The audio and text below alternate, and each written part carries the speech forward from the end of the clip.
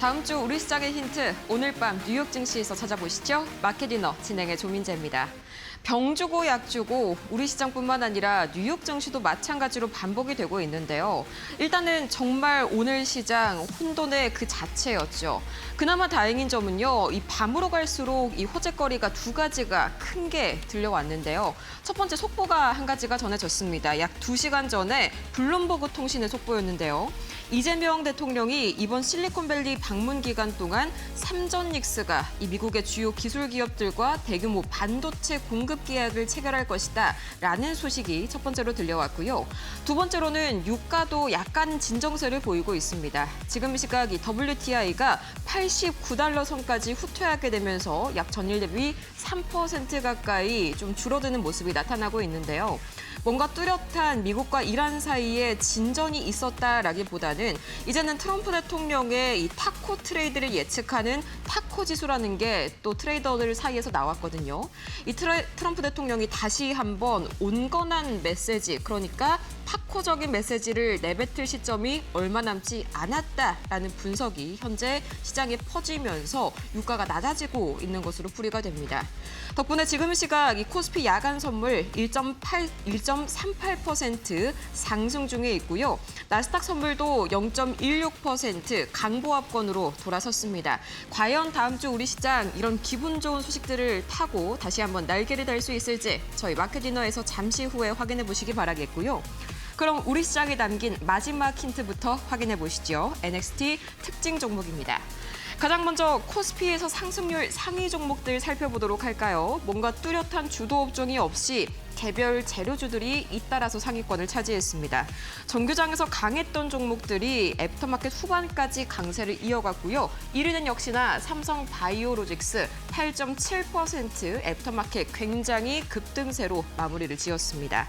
이어서 코스닥 이 상승률 상위 종목들도 살펴보도록 할까요? 이 바이오를 중심으로 오늘도 AI, 조선기자재 등이 강세를 보였습니다. 특히 이 듀켄바이오의 파킨슨병 진단제 주 원료가 미국 FDA에 등록을 마쳤다라는 소식이 정규장에 이어서 애프터장에서까지 상한가를 보내주는 주요한 재료가 됐네요. 뿐만 아니라 이 노타 6%대 정규장에선 상승으로 마무리를 지었는데 애프터마켓으로 갈수록 상승폭이 더욱 커지는 모습이 나타났습니다. AI 소프트웨어주죠. 바로 이 노타가 드디어 AMD의 로보틱스 생태계에 합류했다는 소식이 굉장히 투자자들에게 환호를 불러일으켰고요.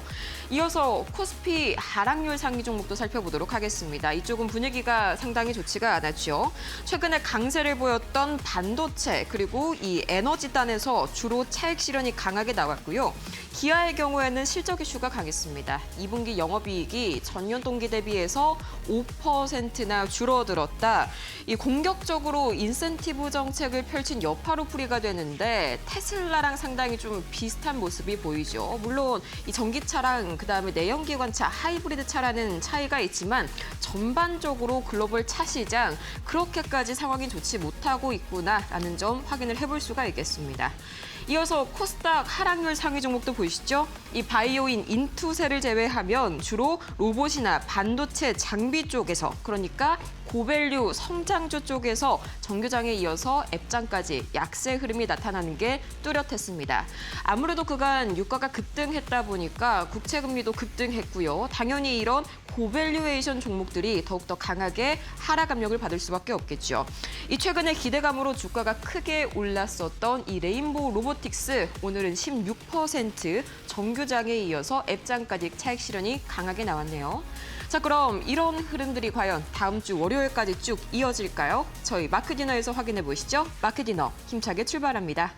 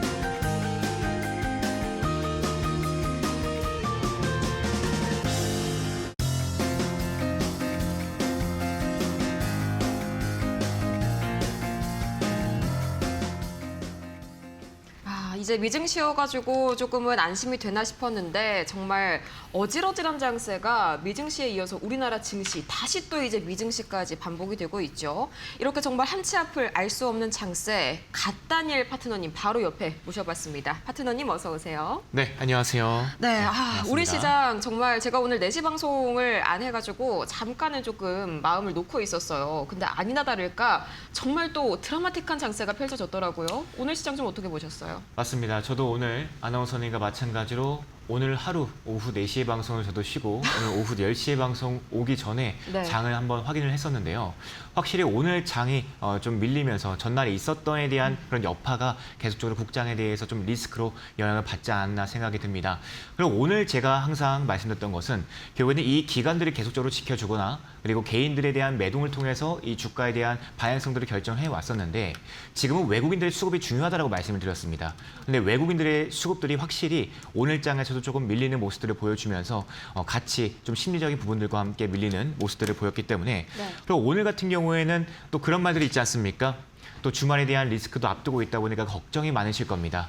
저는 이렇게 말씀을 드리고 싶어요. 가장 어두울 때가 또 해가 뜨기 직전이다라고 말이 있듯이 지금 외인들에 대한 매동을 보게 되면은 일단은 신용에 대한 비율들과 그리고 고객 예탁금이 계속 늘고 있단 말이에요. 네. 그러면 우리가 봤을 때 펀더멘탈에 대한 훼손도 없었고 과연 어떤 이슈를 통해서 또 시장이 단계적인 노이즈를 좀 받아들이고 있는지 오늘도 살펴보시겠고요. 그리고 다음 주 월요일에 보아야 될 이슈들이 몇 가지가 있습니다. 네. 그 부분들을 보면서 조금 준비하는 오늘 방송이 되고 그리고 또 월요일장에서 봐야 될 또 탑2 종목들 기대해 주시기 바라겠습니다. 네, 네. 또 환율이 갑자기 또 쑥 하고 내려갔거든요. 이 지금 이 시각 기준으로 약 1,460원대까지 62원 초반입니다. 지금 이런 걸 처음 보는 것 같은데 이게 뭐 종전에 한 6시간 정도에 이런 게 나왔었거든요. 미 재무부가 한국 등의 이 10개국의 관찰 대상을 유지했다. 한마디로 환율 조작국 지정을 안 했다는 건데 이게 좀 지금 환율에 하방 압력을 주고 있다라고 해석할 수 있는 건가요?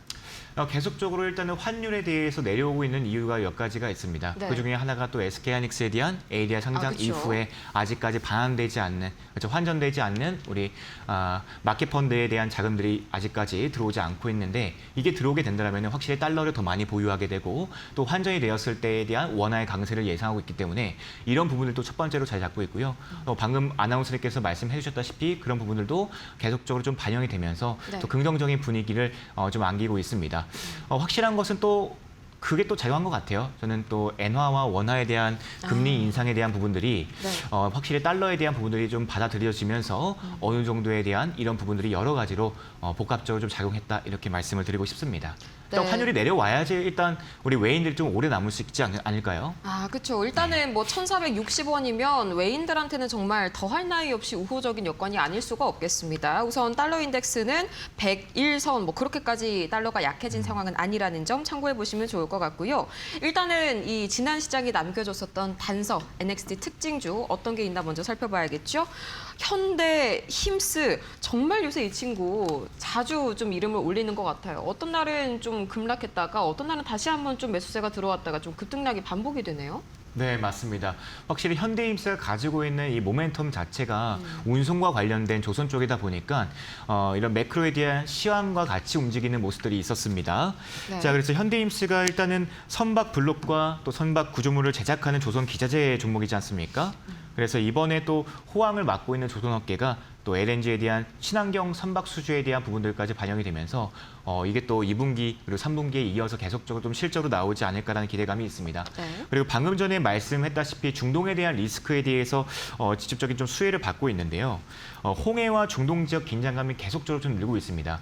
물론 주말 동안에 대한 리스크도 계속 남아있다 보니까 이것에 대해서 선박 발주가 계속적으로 늘어나고 있는 모습들이 발견이 되다 보니까 이런 확대에 대한 기대감이 전반적으로 이런 조선 업계와 그리고 선박과 관련된 조선 기자재 종목인 현대힘스가 받지 않았나라고 보고 있고요. 네. 그리고 항로가 지금 이 구간들을 계속적으로 가지 못하고 있다 보니까 우회해서 가고 있거든요. 그럼 더욱더 시간도 늘어날 거고요. 그리고 선박에 대한 계속적인 발주의 물량이 늘어날 것이고 그리고 이에 대한 운송 시간과 함께 또 기름도 많이 들어가지 않겠습니까? 그쵸. 네, 그렇기 때문에 이에 대해서 계속적으로 퍼센테이지를 붙이는 거예요. 네, 너가 이걸 옮기기 위해서는 좀 더 운송료를 높여서 받아야겠다라는 부분들이 작용하면서 해상 운임이 또 급등을 하게 됐습니다. 그래서 이런 모든 부분들이 또 현대임스에 대한 주가로 반영이 됐고요. 그리고 HD지 않습니까? 네. 현대에 대한 타이틀이 붙었던 것만큼 HD 또 현대 그룹주들이 그냥 있지 않고 또 로드맵을 또 제시해 주면서 친환경 선박에 대한 부분들까지 좀 부각이 된 것이죠. 네. 그래서 중동 리스크와 글로벌 조선 슈퍼사이클을 기대에 맞물리면서 기자재의 대표 수혜주로 부각이 됐습니다. 그러면 이 조선 기자재 앞으로도 약간 이런 중동 상황에 따라서 미국이랑 이란 간의 좀 이런 부딪힘에 따라서 이렇게 좀 주가 변동성을 더 가져갈 수 있을까요?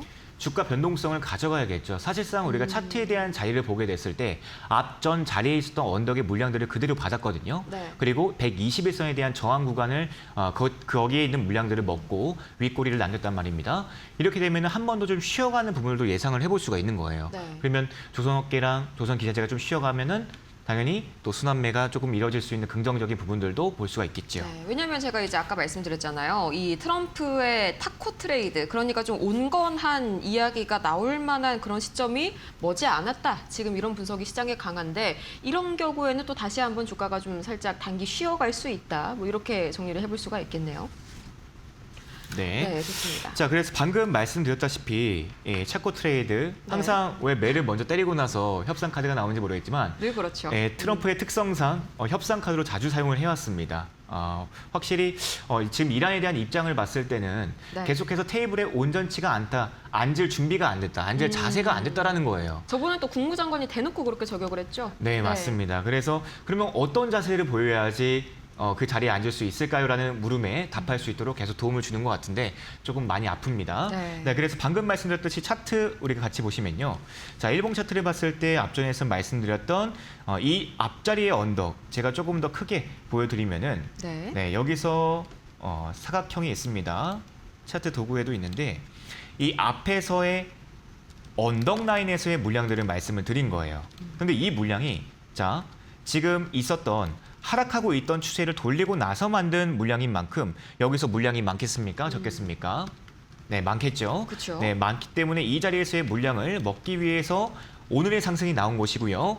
그리고 오늘의 상승과 함께 121선에 대한 저항을 맞았기 때문에 이 자리에 대한 돌파에서는요. 더 강한 거래대금, 오늘 실렸던 거래대금보다도 더 터져야 한다는 거예요. 3천억 실렸거든요. 네. 더 강한 힘이 필요하기 때문에 일단은 앞에 있는 물량, 오케이, 본전가에 줄게라면서 한 번은 이런 매집봉 형태가 나온다는 겁니다. 그럼 한 번 더 우리가 바로 올라갈 수 있을지 수급적인 측면에서도 거래량과 거래대금을 확인을 하셔야 되는데요. 네. 한 번에 올리기에는 조금은 어려운 부분들이 있습니다. 이미 이 거래일 동안 네, 대략 한 3,800억 정도 터졌나요?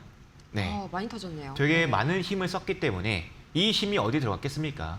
네, 이 앞전에서 들어갔기 때문에 조금 더 쉬어가는 흐름들을 좀 예상을 해보겠습니다. 네, 좋습니다. 현대임스까지 한번 확인을 해봤고요. 두 번째는 이 종목 이야기를 안 해볼 수가 없겠습니다. 제가 아까 브리핑할 때도 조금 이야기를 실어가지고 했었죠. 노타. 이제 이재명 대통령의 미국 방문 일정 때문에 또 이제 AI 관련주들이 상당히 부각을 받았는데 그 안에서도 AMD랑 뭔가 지금 썸씽이 있는 것 같아요, 노타. 네, 썸씽이 있는 것 같습니다. 네. 어떠한 일이 있는 것 같은데 좋은 소식이길 바라야겠죠. 자, 일단은 이재명 대통령이 미국 방문 일정으로 지금 가 있습니다. 그래서 이번 샌프란시스코 AI 서밋에 참가를 하면서 전체적으로 엔비디아, 오픈 AI, 엔트로픽 등등 고객사들까지 같이 모이는 이런 AI 빅테크 기업들과 함께 좋은 소식, 좋은 계약 소식을 남기지 않을까라는 기대감이 있는데요. 네. 실제로 온디바이스 AI 기술력을 가지고 있는 우리 노타가 지금 이런 IoT 반도체 등등 지금 계속해서 학습에서 추론으로 넘어오고 있는 영역이거든요. 그쵸. 그래서 AI 추론에 대한 최적화 수요가 확대가 될 때 우리 노타도 좀 좋은 소식을 내지 않을까. 그리고 노타가 지금 이 기업에 네. 이재명 대통령과 손을 잡고 지금 가 있다는 소식이 있습니다. 그래서 노타가 좀 부각이 되지 않나라고 말씀을 드리고 싶고요. 네. 실제로 노타 같은 경우에는 아까 말씀드렸던 그런 구간이 아닙니다. 우리가 일봉 차트를 봤을 때 일단은 21선에서에 대한 자리의 안착이 중요하거든요. 근데 자리에 대한 안착을 오늘 보여줬습니다. 사실 전날에 있었던 이 자리는 앞자리 언덕에 있었던 물량을 먹고 난 매집봉이었어요. 자, 매집봉이 뭐겠습니까? 물량 테스트라고도 이야기를 하고요. 그리고 올라가기 위한 쉬어감에 대한 단계를 좀 이야기를 합니다.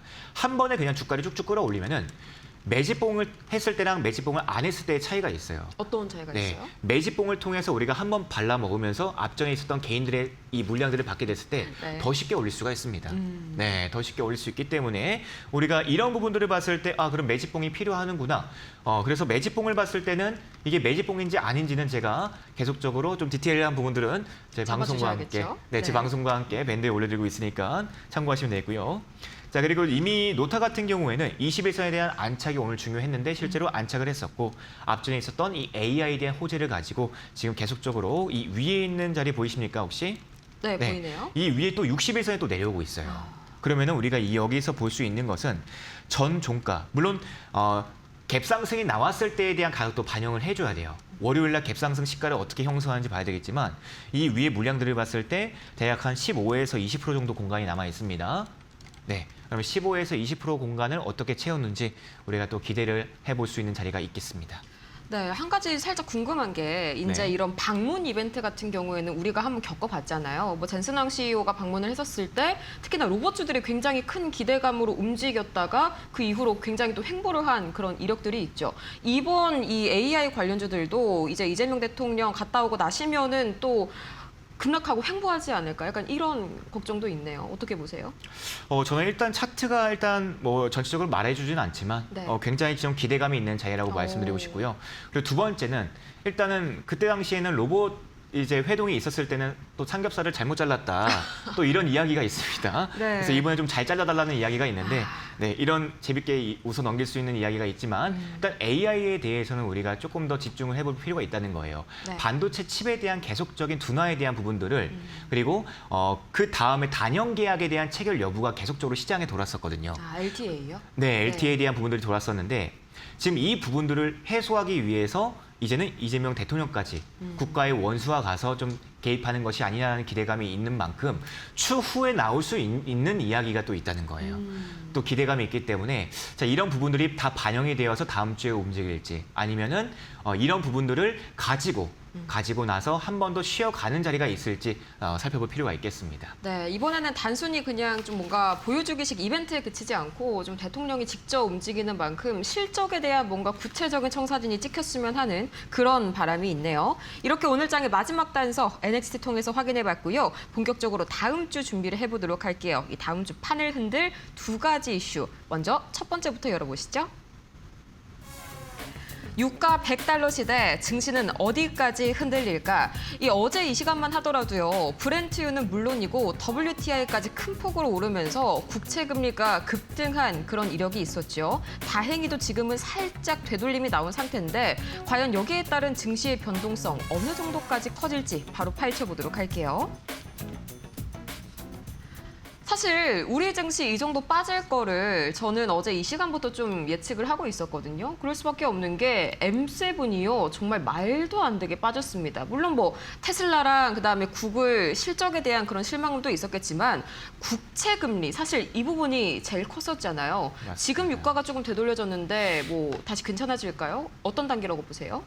일단은 우리 유가가 말씀드렸다시피 100달러와 90달러, WTI는 90달러, 네. 브렌트유는 100달러를 찍었습니다. 그런 상황에서 사실 뭐 3, 4달러에 대해서 5, 6달러 내려간 걸로 인해서 국채금리가 잡힐까라는 이제 의구심이 있는데 네. 그동안 전에 있었던 이 저항과 지지 구간이 어디였습니까? 70달러와 80달러였지 않습니까? 그쵸. 그 구간까지 내려와야 돼요. 사실 계속적으로 국채금리를 높였던 원인 자체가 지금 지정학적인 리스크고요. 네. 그리고 계속적으로 확전에 대한 전면전에 대한 불안감을 계속 심어주는 것도 지정학적인 리스크인 만큼 확실히 주말 동안에 있을 협상 테이블에 앉을 수 있을지와 네. 그리고 지금 홍해에 대한 이슈들이 계속적으로 아직까지 지금 새롭게 그쵸. 나오고 있는 부분들이 있어요. 그래서 이게 좀 잡혀야 되지 않을까 싶겠습니다. 그리고 저는 지금 이 유가 달러에 대해서 보게 되면은 결국에는 이게 지금 100달러를 제가 보기 전에 찍고 왔거든요. 네. 근데 지금 또 90달러로 내려가고 있습니다. 살짝 지금 되돌렸어요. 네, 되돌리고 있는 모습들을 보여주고 있는데 물론 이게 아까도 말씀드렸지만 지금 3, 4달러로 내려간 걸로는 아직까지는 우리가 만족할 수가 없는 것 같아요. 더 빠져야 될 것 같고 네. 계속적으로 이런 국채 금리가 증가하다 보니까 지금 4.78달러까지 올라와 있죠. 10년물은. 네, 그렇기 때문에 글로벌 증시적으로 봤을 때는 전반적으로 위험 회피 심리가 계속적으로 부각될 수밖에 없는 자리고요. 네. 이런 전쟁에 대한 분위기가 계속 이어진다면은 저는 5%대까지도 올라갈 수 있을 거라고 보고 있는데 올라오면 안 10년물 됩니다. 기준으로요? 아니면 네, 2년물? 10년물입니다. 10년물 네, 기준으로요? 네, 10년물 네. 기준으로 절대로 이 5%는 올라가면 안 됩니다. 이 라인들을 계속적으로 좀 지키는지 좀 지켜볼 필요가 있겠습니다. 네. 그럼 아나운서님도 그럼 유가가 오르면은 좀 주식에 대해서 계속적으로 좀 빠지는 모습들이 있는데 네. 혹시 왜 그럴까요? 일단은 국채 금리가 상승하니까 뭐 연준이 네. 금리를 인상할 거다 이런 시장 자체가 좀 투심을 짓누르는 요인이 되는 거 아닐까요? 네, 그것도 맞습니다. 그것도 맞는 여러 가지 부분들이고요. 요인이 있죠, 또. 네, 네. 일단은 기본적인 원인들을 봤을 때 우리 기름값이 오르면은 다른 제품들도 원가에 대한 가격들을 올릴 수밖에 없어요. 네, 가져올 때부터 이 가격 퍼센티지가 붙다 보니까 그러면 판매하는 가격은 또 어떻겠습니까? 올라가죠. 네, 마진율을 또 높이기 위해서 또 높여야 된다는 말입니까? 그렇게 되면 원가가 올라가게 되면은 그에 대한 물가 상승에 대한 여파는 또 누가 받습니까? 소비자가 고스란히 인플레이션을 또 안죠. 네, 우리가 받게 되는 거예요. 그래서 이런 악순환이 되기 때문에 유가가 계속적으로 우리가 봐야 된다라고 말씀드렸던 이유가 여기 있습니다. 그래서 브렌트유와 WTI에 대한 이런 지지 저항에 대한 부분들도 계속적으로 방송을 통해서 말씀드린 이유가 여기 있었고요. 네. 그래서 앞으로 우리가 좀 체크해야 될 부분들이 있죠. 네, 미국과 이란과의 주말 동안의 협상 카드 아까 전에도 말씀드렸지만 이 부분들이 어떻게 협상 테이블로 앉히느냐가 좀 중요하겠고요. 그리고 저는 양난의 검이라고 보고 있습니다. 또 추가적인 홍해에 대한 뉴스가 나왔을 때 이런 부분에 대한 확인이 필요하겠습니다. 네. 근데 선물 같은 경우에는 확실히 주말장에서는 움직이지 않다 보니까 24시간 돌아가는 우리가 코인장을 좀 바라보면서 그에 대한 변동성들을 좀 체크하시는 게 중요하겠습니다. 네, 이렇게 미국채 관련 이야기들 그리고 왜 인플레이션이 이 시장을 뒤흔드는지까지 좀 차례차례 만나봤습니다.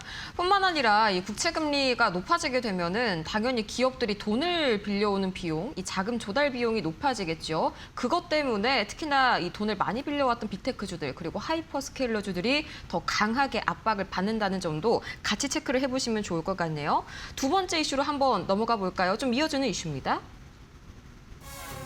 네, 반도체 끝난 걸까 아니면 흔들린 것일까?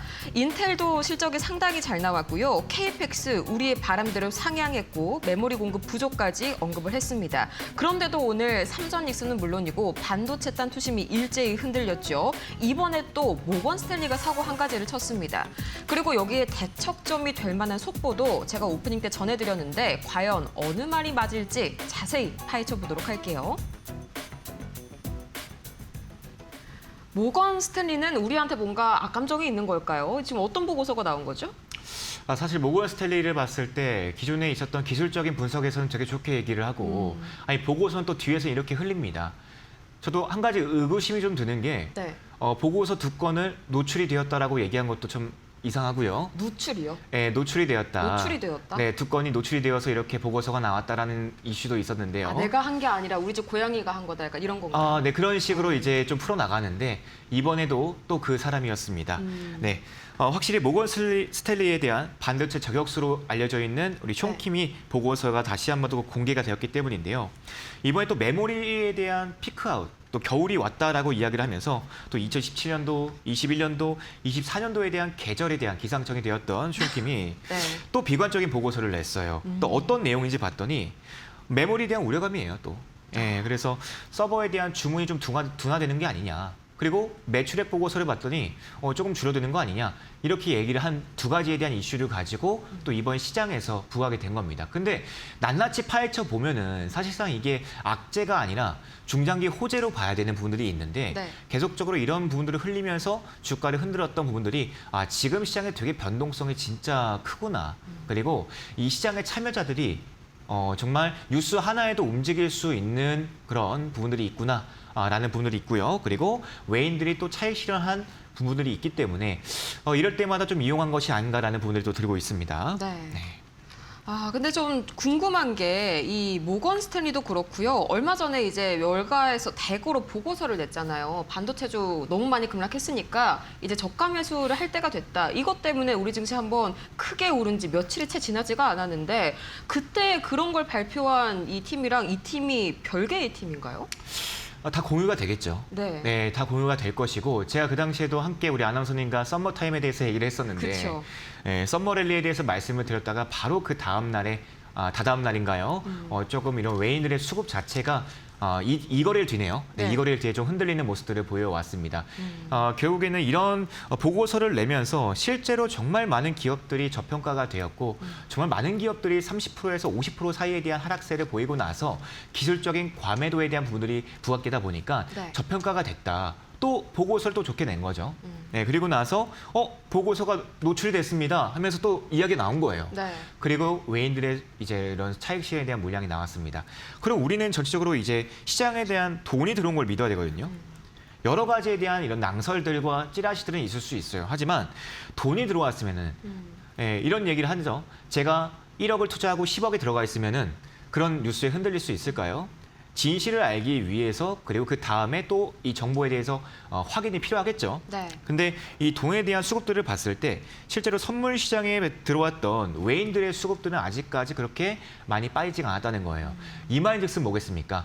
일부 차익 실현을 할게라는 의미로 저는 생각을 하고 있습니다. 네. 그래서 앞전에 봤었던 그럼 국장 안에서의 고객 예탁금과 신용 물량을 봤을 때 어떻습니까? 신용 물량이 지금 4달치, 앞전에 있었던 4달치를 보더라도 최저예요. 오. 그러면은 신용 물량은 다 빠지고 나서 고객 예탁금은 늘었죠. 네. 그럼 외인들이 지금 3거래 동안 올라왔던 것은 이건 차익 실현에 대한 물량이다라고 우리가 조금 더 확률 높게 얘기를 할 수 있는 부분들이 있다. 이렇게 좀 말씀을 드립니다. 네. 그래서 네. 그래서 사실 이 보고서를 내기 전에도 서로의 생각을 공유를 합니다. 그냥 내질 않아요. 네, 그래서 이미 다 알고 있는 사실이었고 오늘 외인들이 실제로 차익 실현에 대한 물량이 나왔기 때문에 개인들이 물량을 다 받았단 말이에요. 6조 원인가요, 오늘 물량을? 그렇죠, 그렇죠. 네, 그러면은 국장 안에서의 또 기초 체력들을 테스트할 수 있는 부분들이 있었는데 개인들이 다시 한 번 더 이 눌림에서 받으면서 국장에서의 체력이 쉽지 않고 그리고 아직까지 남아있는 이 외인들의 수급들이 차익 실현에 대한 물량을 좀 받아들이지 않을까라는 생각이 있습니다. 네, 마침 또 여기에 분위기를 반전시켜 줄 만한 속보도 제가 오프닝 때 전해드렸었죠. 우리 시각으로 약 2시간 전쯤에 이제 블룸버그 통신의 보도가 나왔습니다. 한국 대통령의 실리콘밸리 방문 기간 동안 삼성전자와 SK하이닉스가 미국의 주요 기술 기업들과 대규모 반도체 공급 계약을 발표할 것이다. 이게 대통령실 고위 관계자의 입에서 나온 발언이라고 이 블룸버그 통신이 보도를 했거든요. 이 부분에 있어서 굉장히 강한 기대감 걸어볼 수가 있을 것 같습니다. 자, 그러면은 다음 주 다시 심기일전해서 준비를 해봐야겠죠. 어떻게 준비를 해야 하냐? 저희 미장, 국장 다 굉장히 꿰뚫어 보고 계시는 저희 갓다니엘 파트너님과 함께 해볼 수가 있는데요. 방법 굉장히 간단합니다. 문자 메시지 샵 377 가다니엘, 갓다니엘이 아니고요. 가다니엘 이 4글자 보내주시면 되겠고요. 그리고 저는 이 매일 밤마다 또 저희 다니엘 파트너님의 공개 방송이 또 입소문을 타고 여의도에 그렇게 지금 돌풍을 일으키고 있다고 합니다. 몇 시에 함께 해볼 수 있을까요? 네, 돌풍을 불러일으키고 조금 시원한 바람으로 느껴지실 정도로 지금 방송을 하고 있습니다. 네, 매일 밤 9시에 지금 네. 생방송을 진행을 하고 있는데요. 물론 그 시간대를 맞추시지 못하셨던 분들도 제가 또 챙겨드리고 있으니까 오늘 하루를 정리하시고 내일을 준비하는 60분인 만큼 우리가 내일에 대한 방향성과 내일에 대한 목적성 없이 움직이면은 어떻게 되겠습니까? 네. 다시 한 번 더 연락이 오겠죠. 집에서 연락이 옵니다. 어디냐고 저희를 찾겠죠. 그래서 네. 목적지를 확실히 두시고 우리가 매매에 대한 방향성을 잡았을 때 우리가 매매에 좀 도움이 되실 것 같고요. 네. 그리고 그 내일 장에서도 볼 수 있는 귀한 종목들과 자료들도 함께 올려드리고 있으니까요. 여러분께서도 활용을 하시고 함께 들어오셔서 또 같이 이런 부분들도 나누시면 좋겠습니다. 네, 평일 저녁 9시 이 ASMR처럼 저희 가다니엘 파트너님의 이 좋은 목소리와 함께 예리한 시장 전략 함께 짜보시면 좋을 것 같고요. 그러면 저희는 이제 잠시 뒤에 열릴 미증시로 넘어가 볼까요? 여의도와 뉴욕을 잇는 이곳은 마켓디너입니다.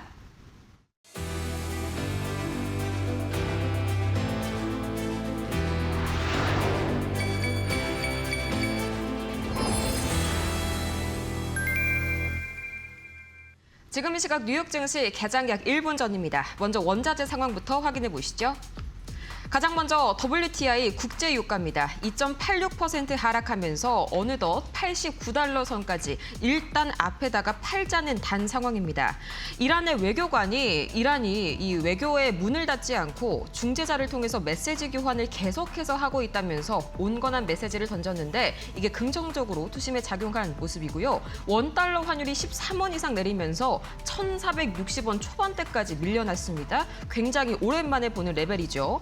크게 세 가지 이슈가 있었는데요. 첫 번째는 미국 재무부가 2025년 이 환율 조작국으로 한국을 지정하지 않고 관찰 대상국으로 재지정했다라는 소식이 일부 안도감을 불러일으켰고요. 또 두 번째로는 SK 하이닉스의 ADR 조달 자금 환전 수요, 세 번째로는 수출업체의 달러화 외도, 이 세 가지가 있겠습니다. 이 미국채 10년물과 미국채 2년물은 당연히 유가가 좀 진정이 되다 보니까 되돌림을 보여주고 있네요.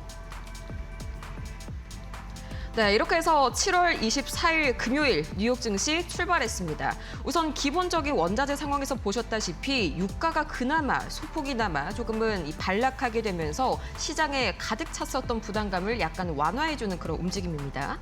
미 국채 금리도 소폭 되돌려지면서 낮아지게 되면서 기술주에 대한 압박들이 조금은 거치고 있는 그런 상황이고요.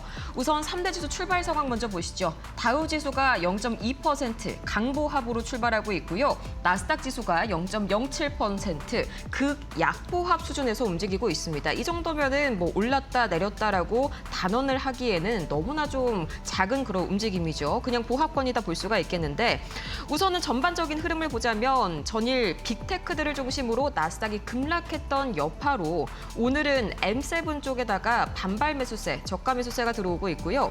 M7 중에서도 어제 상대적으로 하락골이 깊었었던 엔비디아가 상대적으로 하락골이 얕았었던 이 엔비디아가 그나마 약보합, 나머지 M7 종목은 순항 중입니다. 이 섹터로 보자면요. 오늘 확실히 에너지 섹터가 하락세를 보이네요. WTI가 약 3%가량 하락하게 되면서 이 유가가 꺾인 점이 에너지 섹터의 하락을 주도하고 있고요. 반도체, 메모리 단 전날에 워낙 이 M7 종목들, 빅테크 종목들이 눌렸다 보니까 반도체, 메모리주로 자금이 잠깐 이동했죠.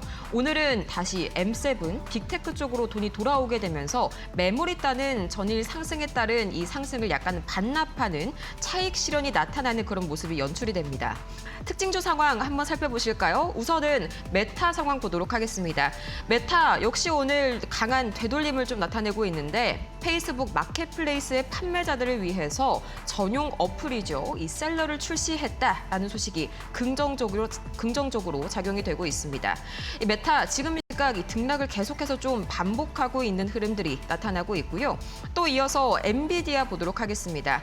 엔비디아의 경우에는 반도체 패키징 기업 엠코 테크놀로지와 약 15억 달러 규모의 장기 계약을 체결했다라는 소식이 하나의 재료가 됐는데 이거는 엔비디아 자체보다는 엠코 측에 조금 더 강하게 호재로 작용할 수 있는 그런 모습이죠. 엠코의 주가가 프리마켓에서부터 현재까지 약 10%대 강세 보여주고 있습니다. 또 오늘 오라클 주가 한번 살펴보도록 할까요? 오라클 상당히 흐름이 좋은데요. 약 2%가량 강세 보여주고 있습니다. 미 국방부와 10년간 약 70억 달러 규모의 소프트웨어 계약을 체결했다. 수주 소식이 한 가지 긍정적으로 작용이 됐고요. 또 실적주 상황 한번 보도록 하겠습니다. 인텔 우리 시각으로 오늘 오전 5시에 실적을 발표했었죠. 2분기 호실적뿐만 아니라 약 15년 만에 가장 높은 분기 매출 성장률을 기록했습니다. 덕분에 지금 이 시각 정교장에서 약 2~3%대 강세로 출발을 하고 있고요. 아메리칸 익스프레스 우리에게 카드로 익숙한 그런 미국의 카드 회사죠. 이쪽은 분위기가 좀 좋지가 않습니다. 2분기 매출 예상치가 소폭 좀 하회되는 모습이 나타났는데 한마디로 2분기 실적 부진이라고 할 수가 있겠죠. 약 3%가량 하락하게 되면서 금융주 내에서도 특히나 이 카드 관련주들의 움직임 상당히 부진합니다. 그 외에도 오늘은 마이크론 테크놀로지가 약 1.78% 하락 중 반도체 단 이 장비주들도 오늘은 움직임이 생각보다 좋지 않습니다. 뭔가 악재가 있었다기보다는 어제 급락했었던 빅테크 위주로 오늘은 자금이 이동하고 있기 때문에 상대적으로 현재 수급을 뺏기고 있다 정도로 해석하시면 되겠네요. 어제 급락했었던 구글과 테슬라는 각각 강보합권에 머무르고 있습니다. 이렇게 해서 오늘 7월 24일 금요일 뉴욕 증시 출발 상황 살펴봤는데요. 자세한 이야기 뒤에 글로벌 이슈 브리핑에서 나눠보시죠.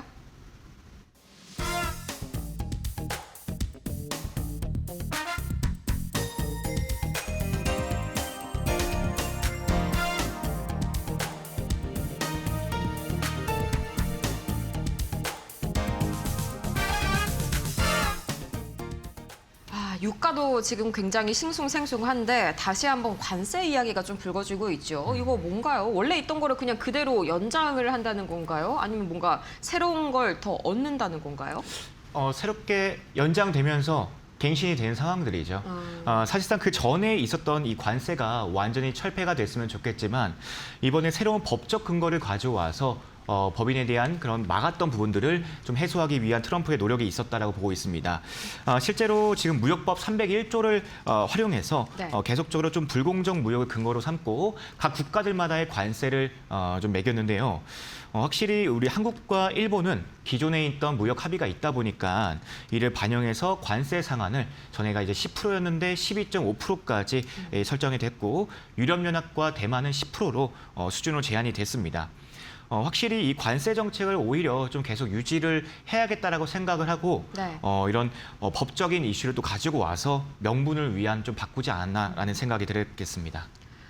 그러면 어쨌든지 간에 관세는 지금 이 시각 유가보다는 뭐 중요한 이야기는 아니다. 이렇게 좀 정리를 해볼 수가 있을까요? 네, 맞습니다. 사실상 관세도 그런 퍼센테이지를 좀 보게 되는데 이미 우리가 좀 예상치를 알고 있었지 않습니까? 네. 더 크게 사실 우리가 좀 받아들였던 부분들이 있었어요. 그런데 크게 바라보지 않고 이런 기존에 있었던 기존 무역 합의를 지키는 선에서 올린 부분들이 네. 아무래도 조금 지역적인 리스크보다 덜 다가왔다 이렇게 좀 보면 되겠고요. 오히려 지금 이것을 좀 피하기 위해서 미국 현지 안에서에 있는 법인을 세웠던 기업들이나 미국 현지 안에서의 좀 이익을 받을 수 있는 기업들이 조금 선별 작업을 통해서 우리가 좀 지켜봐야 되지 않나 싶겠고요. 네. 그래서 저는 이 부분들이 오히려 지금 지정학적인 리스크와 비교를 했을 때 좀 상대적인 크기를 좀 보지 않습니까? 그렇죠. 네, 그래서 이 주말에 있을 리스크들이 조금 더 우리가 지켜볼 필요가 있겠다라고 말씀을 드리고 싶습니다. 네, 이렇게 해서 뭐 이번 조치의 시행이 금요일에 만료가 되는 이 기존의 10% 보편 관세랑 공백이 생기지 않도록 하도록 이런 약간 맞춤적인 가교라고 볼 수가 있겠거든요. 뭔가 우리 입장에서는 새로운 부담이 플러스가 된 것은 아니다라고 정리를 해볼 수가 있겠습니다. 두 번째가 상당히 중요한데요. 두 번째 이슈 바로 열어볼까요?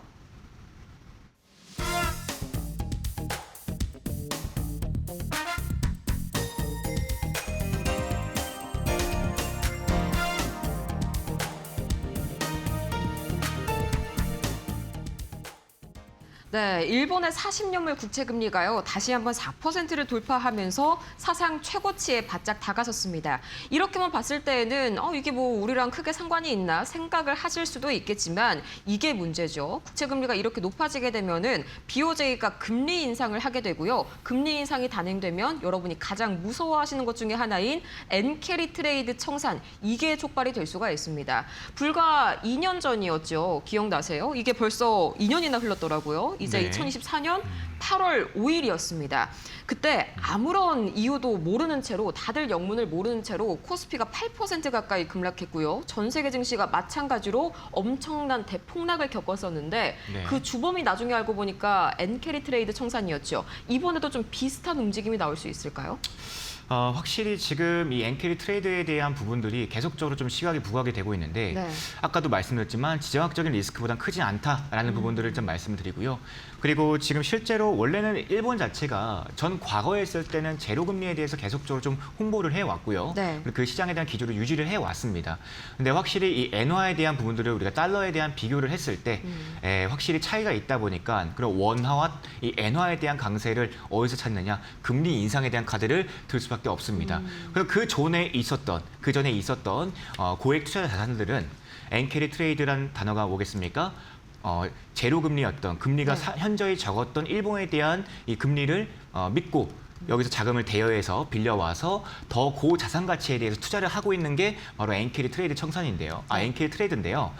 그러면 이렇게 됐을 때 금리를 올리게 되면은 확실히 금리가 올라왔기 때문에 전에 있었던 메리트가 없어지다 보니까 일본에서의 자금의 회수와 아니면은 그 자산을 다시 한 번 더 포지션을 좀 정리하면서 다시 한 번 더 포지션을 잡기 위해 금리에 대한 조절을 보고 다시 또 들어오는 네. 그게 엔케 트레이드 청산에 대한 위험성이었죠. 근데 이런 부분들이 우리가 봤을 때 엔화를 또 얼마만큼의 횟수를 올리는지가 더 중요하겠죠. 그렇죠. 네, 지금 한 2회에서 3회 정도 예상을 하고 있는데 이미 시장이 앞전에서 24년도에 반영이 되었던 부분들이 있다 보니까 학습이 되어 있는 상태입니다. 그래서 그만큼에 대한 낙폭을 좀 예상을 해볼 수가 있을까요? 라는 의구심이 저는 있어요. 그리고 우리가 지금 달러에 대한 부분들과 우리 원화와 엔화에 대한 격차를 봤을 때 금리 인상에 대한 여부 카드까지 만지기 때문에 네. 지금 달러에 대한 격차를 계속적으로 좀 줄이고 있는 상황들이 있거든요. 그래서 횟수에 대한 부분들을 우리가 BOJ 금리에 대해서 발표가 되었을 때 한 번 더 확인해 보시고요. 네. 그리고 지금은 이에 대한 변동성은 있겠지만 앞으로도 우리가 이에 대한 부분들은 앞전에서의 매를 먼저 막았기 때문에 8%까지 빠질 수 있을까라는 의구심이 있어요. 그래서 지금은 오히려 조금 불안하시다 하시는 분들께서는 반대로 은행과 보험처럼 네. 금리에 대한 강세를 좀 볼 수 있는 종목들이 상대적으로 좀 강세를 보이기 때문에 좀 대처할 수 있는 피난처가 되지 않을까 싶겠습니다. 네, 이런 질문을 또 주시는 분들이 많더라고요. 이렇게 BOJ 얘기, 일본 국채금리 얘기 나올 때마다 이게 뭐 일본만의 문제가 아니냐, 이게 뭐 글로벌 주식시장에 영향을 미치는 거냐 질문하시는 분들이 이렇게 많이 계시던데 파트너님께서 좀 차근차근 설명을 한번 해주시죠.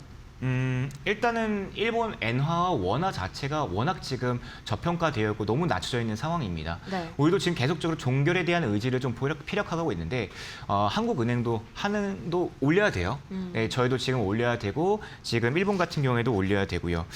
실제로 이런 부분들을 봤을 때 계속적으로 시장에서도 이런 부분들이 좀 반영이 되지 않을까 보고 있고 다른 나라 비교했을 때도 확실히 뭐 파운드나 뭐 유로화를 비교해서 봤을 때는 일본이 워낙 또 아래에 있다 보니까 네. 이런 부분들에 대한 균형적인 부분들을 좀 맞추기 위해서 오히려 주변 국가들에서 응원을 하고 있어요. 네, 오히려 엔화 너무 낮은 거 아니냐. 그렇긴 해요. 지금 800원대예요. 네, 800원대고요. 네. 그리고 사실상 일본이 이제 또 제조 강국으로서 수출에 대한 가격적인 전략을 또 봤을 때 가격적인 전략을 봤을 때 또 확실히 조금 맞추는 부분들도 좀 필요합니다. 그렇기 때문에 주변 국가들에서 오히려 응원을 하고 있고 시장에서의 앞전에서의 이미 반영된 부분들이 있다 보니까 이런 부분들이 솔직히 좀 크게 작용할까라는 부분들이 있습니다. 네. 그리고 두세 번 올렸을 때에 또 봤을 때 그런 격차가 그렇게 또 클까요? 네, 또 그런 부분들도 있습니다. 네, 워낙 지금 격차가 벌어졌기 때문에 어느 정도 시장에서 예상치 않아서 조금 움직이지 않을까라는 그런 부분들이 있겠습니다. 네, 확실히 뭐 두 가지 이슈에 공통점이 딱 잡히네요. 이제 미국의 관세 같은 경우에는 당연히 기업의 그런 단가, 원가 비용을 높일 거고요. 이 채권금리 상승 같은 경우에는 이 기업의 자금 조달 비용을 늘리겠죠. 실적에 대한 압박이 더 강해질 수 있다는 점, 혼자서 대응하기 어려워지는 시장이 다가오고 있다는 점, 이 점은 확실할 것 같습니다. 그러면 이 두 가지를 종합해 봤을 때 과연 다음 주에는 어떤 종목을 담아봐야 할까요? 바로 이어서 만나보시죠.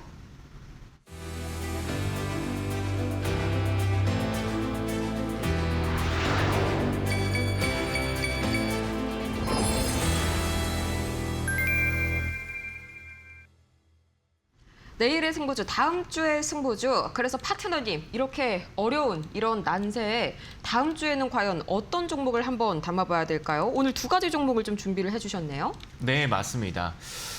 일단은 제일 먼저 가장 볼 종목이 있는데요. 첫 번째 종목이 네. 이제 2주 전에 제가 유튜브 채널, 주식 채널에 나가서 네. 이야기를 했었고 언급했던 해지주였어요. 오. 피난처 주식이었죠. 우산 네. 주식, 네. 네, 제약바이오 관련주였는데요. 실제로 이 종목이 2주 전에 말씀드리고 나서 13에서 14%까지 올라가서 되게 굉장히 반가운 종목입니다. 네. 첫 번째 종목 제약바이오 바로 삼성바이오로직스 종목입니다. 삼바로 오늘 네. 이 애프터마켓 상승률에서도 1위를 차지했던 종목이죠. 네, 맞습니다. 물론 기관과 외인들의 네. 수급도 굉장히 좋게 평가가 되고 있지만 삼성바이오로직스는요. 일단 기본 양산에 대한 자리를 잡기 위해서 공장에 대한 증설과 투자를 엄청 했어요. 그래서 매출과 실적이 나올 때마다 다들 콧방귀를 꼈던 그런 기업들이 있습니다. 근데 네. 2026년도는 달라요. 2분기, 3분기 실적 한번 보시면 아시겠지만 엄청나죠. 올해는 벌어들이는 해예요. 그래서 그 전에 CDMO라고 해서 이 위탁 생산이라는 걸 하지 않습니까? 그쵸. 계속적으로 지금 삼성바이오로직스가 맡고 있는 프로젝트와 CDMO를 통한 수익 창출이 엄청나기 때문에 올해는 벌어들이는 해다. 또 이렇게 말씀드리면 조금 사주 보는 듯한 느낌이긴 한데 네, 저는 굉장히 좀 좋게 실적에 대한 개선된 부분 그리고 제약바이오가 이제는 벌기만 하면 된다라는 타이틀을 가지고 제가 시종에 대한 변동성의 피난처로 또 제약바이오 중에서도 삼성바이오로직스를 들고 왔었고요. 네. 실제로 지금 121선에 대한 일봉 차트를 보시게 되면은 121선에 대한 저항을 딱 맞고 오늘 떨어졌거든요. 오. 그래서 쉬어야 좋다라는 거예요. 저는 오히려 눌러주면은 땡큐다라고 보고 있어요. 그래서 삼성바이오로직스가 지금 이 높은 공장 가동률 2026 한 해에서 보여줄 것이고요. 실적에 대한 성장도 계속적으로 성장률을 통해서 네. 보여줄 것으로 보면서 저는 이제 방어주로 봤을 때는 돈을 벌어들이면서 기대감이 아닙니다. 실제로 돈을 벌어들이고 있는 종목이에요. 그래서 실적이 따박따박 찍히고 있는 그런 종목이네요. 맞습니다. 그래서 제가 두 개 항상 셀트리온과 삼성바이오로직스 이렇게 말씀을 드렸었는데 네. 이렇게 제가 말씀을 드리면서 다음 주에 또 우리가 괜찮게 볼 수 있는 삼성바이오로직스 조금 우리가 피난처로도 들어가면 괜찮겠다 네. 이렇게 말씀을 드리겠습니다. 요즘에 바이오 하니까 딱 떠오른 질문인데 바이오들이 급등락이 너무 심하잖아요. 물론 개별주 이슈 때문에 움직이는 친구들도 있겠지만요. 삼바로는 상대적으로 약간 그런 뭐 임상에 대한 그런 어떤 불확실성 이런 거에서는 좀 FDA 승인에 대한 불확실성 이런 데에서는 살짝 좀 멀어져 있는 그런 친구일 건가요? 맞습니다. FDA 승인에 대한 타이틀이 붙은 종목들은 확실히 기대감을 먹고 조금 너무 상승이 심하죠. 나오는 네. 변동성이 크기 때문에 그게 아니라 오히려 자기가 생산을 하고 그리고 이미 이 캐파에 대해서 다 완전히 구비가 된 수직 계열화된 회사란 말입니까? 그리고 삼성이라는 타이틀이 붙었기 때문에 네. 조금 더 시가총액이 높고 되게 점잖게 주가가 움직입니다. 점잖게. 네, 되게 점잖게 양만처럼 밀기 때문에 네. 한번 이런 주가에 대한 흐름들을 보시게 되면은 그 전 차트에서도 지수가 흔들렸을 때 되게 굉장하게 버텨주었던 모습들이 보였습니다. 그렇기 때문에 저는 이번 이 기준봉이 세워졌으니까요. 이렇게 눌렸을 때에 1차와 2차에 대한 타점을 좀 잡게 되시면은 자, 기준봉 라인 이런 의미 있는 박스권 라인만 이탈하지 않으면은 추가적인 시세도 좀 기대해 볼 수가 있다. 네, 이렇게 말씀을 드리겠습니다. 네, 좋습니다. 여기 삼성바이오로직스에다가 이제 한 가지 종목을 원래는 더 준비를 해주셨는데 이 종목은 너무나도 강력해서 또 히든주로 준비를 해주신다고 말씀을 들었어요. 이 종목 과연 어디에서 좀 확인을 해볼 수가 있을까요? 네, 정말 승리를 당길 수 있는 종목이죠. 되게 강력한 종목인데 되게 괜찮은 자리에서 시세가 들어왔기 때문에 네. 우리가 다음 월요일장에서도 추가 수익을 받을 수 있는 종목이 되겠다, 관심을 종목을 받을 수 있겠다라는 생각이 들었습니다. 그래서 네이버밴드 제가 이제 무료로 운영을 하고 있는 곳이 있는데요. 그 공간 안에서 다니엘의 신문과 다니엘의 귀한 정보와 다니엘의 귀한 자료들을 종목과 함께 올려드리고 있으니까요. 함께 좀 들어오셔서 우리 주말 동안에도 확인하시고요. 그렇게 막 어려운 이야기들은 안 합니다. 되게 좀 듣기 쉽게 프리해서 설명해드리고 또 귀한 종목들도 제가 왜 이 종목을 드렸는지의 디테일한 타점들과 이런 종목의 특징들까지 네. 설명을 해놓았으니까 한번 참고하셔서 여러분들 좀 포트폴리오에 담아보시는 것이 어떨까 싶겠습니다. 네, 원래는요. 제가 이 종목을 딱 봤을 때 그냥 이렇게 내보내면 안 되겠다. 또 너무 강력한 종목이기 때문에 히든주로 가자고 제가 급하게 지금 말씀을 드린 거거든요. 저희 궁금하신 분들께서는 이 가다니엘 파트너님의 앞으로의 공개 방송에도 함께해 주시면 좋을 것 같고요. 공부방에도 함께해 보시면 너무너무 좋을 것 같습니다. 제가 또 이렇게까지 말하는 종목은 처음 아닌가요? 네, 많이 궁금하실 겁니다. 자, 그리고 저희 파트너님께서 오전에 공개 방송 진행해 주시는 점도 같이 참고를 해보시기 바라겠고요. 지금 뭐 S&P 글로벌 종합 PMI 예비치가 나오긴 했는데 53.6이 나왔습니다. 예상치가 52.3인데 이전보다는 조금 잘 나온 거거든요. 뭐 크게 문제가 될 만한 수치는 아니겠죠? 일단 경기가 그렇죠. 업종에 대해서는 기업에 대해서는 되게 활발하게 하고 있다. 네. 그러면 이게 업종이 좀 반영이 됐을 때는 그럼 시장에서는 캐펙스 투자에 대해서 좀 긍정적으로 보겠구나라는 그런 기대감을 좀 볼 수가 있겠죠. 네. 대신에 금리에 대한 부분들은 우리가 다음 주에 한번 또 확인을 해봐야 될 것 같습니다. 네, 좋습니다. 지금 이 시각 이제 3대 지수 마지막으로 상황을 확인을 해보자면 계속해서 이 다우 지수가 약간은 조금 더 강한 모습들이 이어지고 있고요. 또 마지막으로 나스닥 지수는 살짝 눌려가는 모습들이 나와주고 있네요. 이렇게 해서 정말 아쉽지만 오늘 도움 말씀 주신 가다니엘 파트너님은 여기에서 인사드리도록 하겠습니다. 파트너님 고맙습니다. 네, 고맙습니다. 본 방송에서 제공하는 정보는 투자 판단을 위한 참고 조언일 뿐 해당 종목의 상승과 하락을 보장하지 않습니다. 또 최근 들어서 2대1 이용 파트너들의 사칭사를 늘고 있으니까요. 이 점 반드시 피해보시지 않도록 각별히 유의 바라겠습니다. 저희는 그러면 다음 주 월요일 밤 10시에 더 강력한 소식, 더 강력한 승부주 들고 돌아오도록 할게요. 오늘도 함께해 주신 여러분 고맙습니다.